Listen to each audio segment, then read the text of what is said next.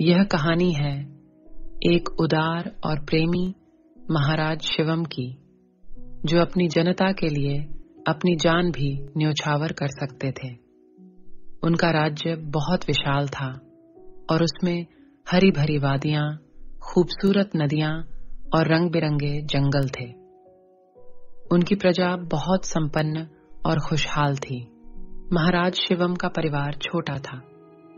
उनकी पत्नी महारानी विद्या और उनकी एक बेटी राजकुमारी शालिनी थी। महाराज के कोई पुत्र नहीं था, इसलिए राज्य के मंत्री और अन्य सलाहकारों ने महाराज से दूसरी शादी करने का सुझाव दिया, लेकिन महाराज ने यह सुझाव ठुकरा दिया क्योंकि वह महारानी विद्या से गहरा प्रेम करते थे। वर्षों बीत गए और महाराज का परिवार सुखी रहा। राजकुमारी शालिनी अब एक युवती बन चुकी थी। उसकी सुंदरता की चर्चा दूर दूर तक फैल गई थी और आसपास के राजाओं ने अपने युवराजों के लिए उसके विवाह के प्रस्ताव भेजना शुरू कर दिया। परंतु राजकुमारी अभी विवाह के लिए तैयार नहीं थी, इसलिए महाराज ने सभी प्रस्तावों को ठुकरा दिया। राजकुमारी का महल बहुत भव्य था। महल के पीछे एक सुंदर उद्यान था, जहां खूबसूरत फूल और मनमोहक वृक्ष थे। राजकुमारी अपनी सहेलियों के साथ हर सुबह इस उद्यान में समय बिताया करती थी। उद्यान में एक बावड़ी भी थी, जिसका पानी अत्यंत स्वादिष्ट था।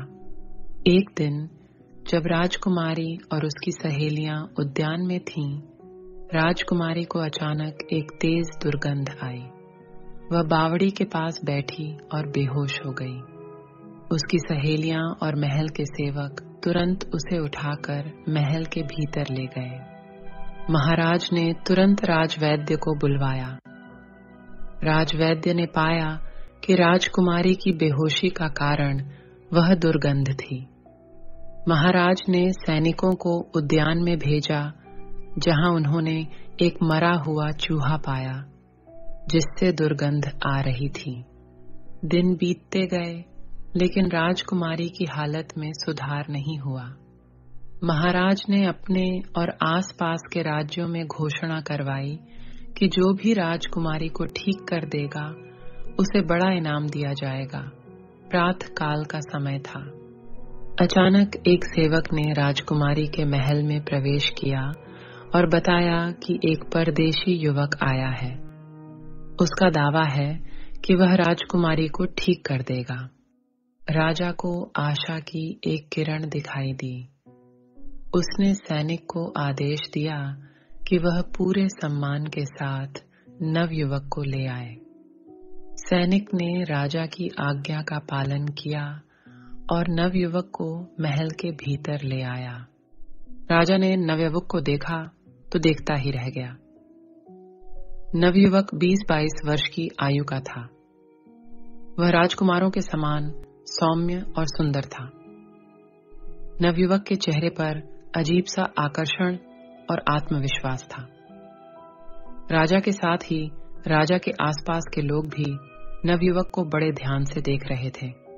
नवयुवक ने सर्वप्रथम राजा और रानी का अभिवादन किया और इसके बाद उनसे पूरी बात बताने को कहा। राजा के स्थान पर राजकुमारी की सहेली ने नवयुवक को राजकुमारी के महल के बगीचे में घूमने और दुर्गंध आने से लेकर अचेत होने तक की कहानी सुना दी। नवयुवक पूरी बात ध्यान से सुनता रहा। इसके बाद उसने राजकुमारी को बगीचे में ले चलने के लिए कहा। राजा ने नवयुवक से कुछ नहीं कहा। उसने राजकुमारी की सेविकाओं को आदेश दिया कि बगीचे में राजकुमारी के लिए आरामदायक बिस्तर लगाया जाए और फिर राजकुमारी को बगीचे में पहुंचाया जाए। राजा की आज्ञा का तुरंत पालन हुआ और बगीचे में शानदार बिस्तर लगा दिया गया। इसके बाद 4 सेविकाओं ने राजकुमारी को उठाकर बगीचे में पहुंचा दिया। नवयुवक ने राजकुमारी का बिस्तर एक वृक्ष के नीचे लगवाया था। बसंत के दिन थे। प्रातःकाल की हल्की हल्की धूप बहुत अच्छी लग रही थी। राजकुमारी एक वृक्ष के नीचे लगे बिस्तर पर अचेत पड़ी थी। उसके चारों ओर राजा रानी और राज्य के अन्य लोग खड़े थे। सभी की दृष्टि नवयुवक पर थी। अचानक नवयुवक ने दोनों आंखें बंद करके अपने हाथ आसमान की ओर उठाए और कुछ बुदबुदाने लगा। संभवतः वह ईश्वर की प्रार्थना कर रहा था। इसके बाद उसने अपने कपड़ों के भीतर से एक बांसुरी निकाली और बजाने लगा। बांसुरी की आवाज में दैवीय आनंद था। उसकी आवाज में ऐसा जादू था कि सभी खो गए। अचानक एक चमत्कार हुआ। राजकुमारी जिस वृक्ष के नीचे लेटी थी वह सुगंधित फूलों से भर उठा और उसके फूल राजकुमारी पर गिरने लगे।